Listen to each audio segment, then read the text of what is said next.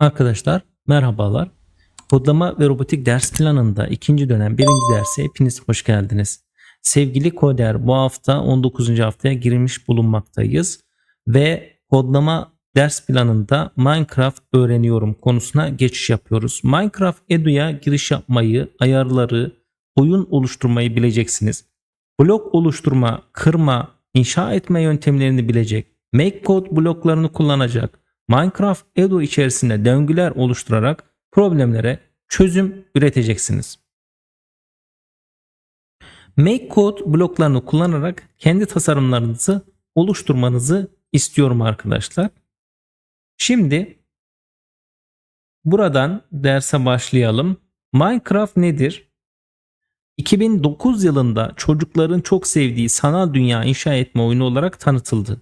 Minecraft Microsoft firması tarafından satın alındı. 2016 yılında Minecraft Education Edition sürümü yani eğitim sürümü olarak tüm dünyada kullanılmaya başlandı. Minecraft hayatta kalma, macera, yaratıcı mod seçenekleri oynanabiliyor. Yaratıcı modda envanterde yer alan tüm malzemelere ulaşabiliyoruz. Böylece hayal gücümüzü kullanarak kurguladığımız dünyaları inşa edebiliyoruz. Ayrıca oyun içinde yer alan kodlama seçenekleriyle istediğimiz tasarımı kod bloklarını kullanarak tasarlayabiliyoruz arkadaşlar. Burada Minecraft öğrenme noktasında kaynaklar bölümüne sizler için linkini bıraktım arkadaşlar. Minecraft normal Minecraft değil arkadaşlar. Edition eğitim sürümü olarak bu linke tıklamanız gerekmektedir. Aynı zamanda ben sizin için kaynaklar bölümüne bırakıyorum arkadaşlar. Burada öncelikle ne yapmanız lazım? Minecraft'ı bilgisayarınız eğer Windows ise ya da Macintosh bilgisayar kullanıyorsanız yani Apple'ın bilgisayarlarını kullanıyorsanız buradan iPhone veya iPad kullanımı için buradan Chromebook veya Android için ise buradan arkadaşlar linkine tıklayabilirsiniz. Ben Windows için olduğu için Windows'a tıkladım arkadaşlar ve kurulumunu buradaki görmüş olduğunuz indir butonuna basarak kurulumunu arkadaşlar tamamlıyorum. Buradaki linke tıkladıktan sonra arkadaşlar bilgisayarımıza kuruyoruz. Ben daha önce kurduğum için arkadaşlar buradaki linkleri kapatıyorum. Şimdi sizlere anlatayım arkadaşlar. Bir yandan da Minecraft Education sürümünü çalıştırayım. Burada ilk başta girerken Microsoft e-mail adresi istiyor. Yani okul hesabı arkadaşlar olmanızını tavsiye ediyorum. E-mail adresiniz olmaz ise Minecraft'ı kuramıyorsunuz. Daha öncesinde hesabınız varsa buradan oturum açabilirsiniz ya da demo hesabı deneyebilirsiniz. İlk başlayan arkadaşlar için arkadaşlar. Demo yüklendikten sonra zaten derse başlat kısmından çeşitli dersler var.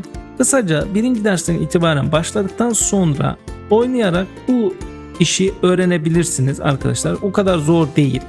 Ben bu sunum üzerinden size anlatıyor olacağım.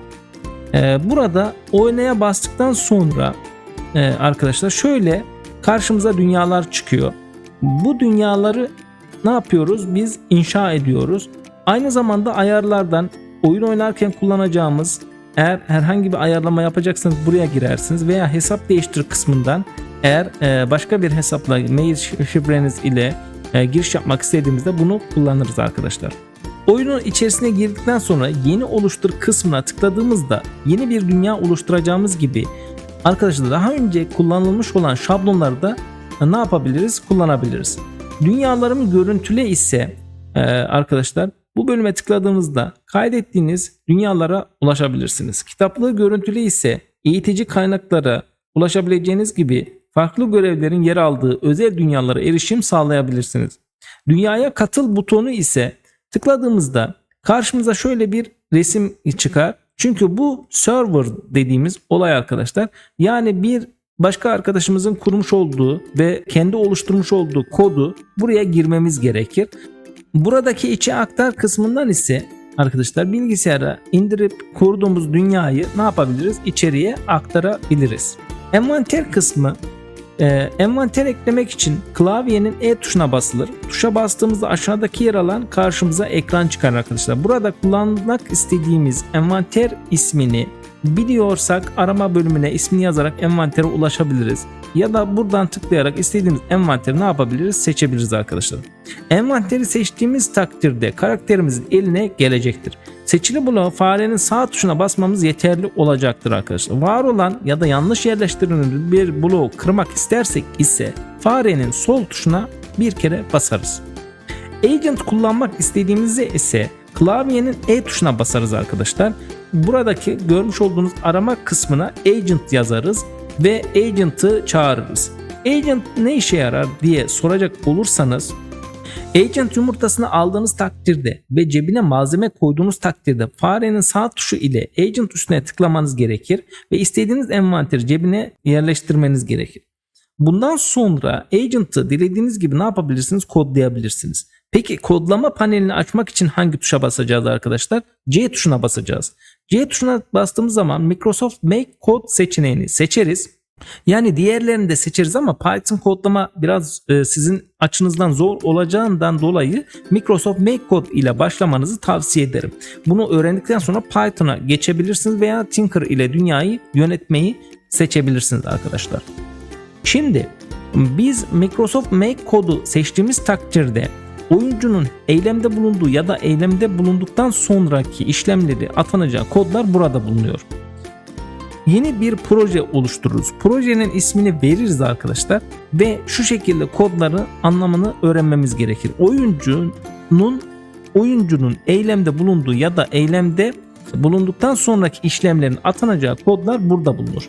Bloklar kodları oyun içinde kullanacağımız materyallerin kontrolünü sağlarsınız. İstemci ise agent'ınıza yaptırmak istediğiniz işlemlerin kodları yer almaktadır. Oynayış şekli, hava durumu, oyun süresi modlarını belirleyeceğiniz yerdir. Konumlar ise oyun içerisinde konumunuzu belirlemenizi sağlar.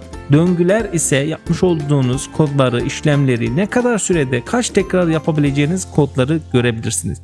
Mantık ise koşullu ifadeleri oluşturmak için kullanılan kodlar burada yer almaktadır. Aynı zamanda kaydırdığınız zaman matematiksel işlemleri kullanabileceğiniz kodlar içerisinde yer almaktadır arkadaşlar. Tekrar dediğim gibi oyun içerisinde derslere baktıktan sonra eğer takıldığınız noktalar olur ise arkadaşlar soru cevap kısmında bizimle paylaşabilirseniz sevinirim. Aynı zamanda diğer arkadaşlarınıza da bu konuda yardımcı olmanızı sizlere öneriyorum. Sonraki dersimizde görüşmek dileğiyle, kendinize iyi bakın.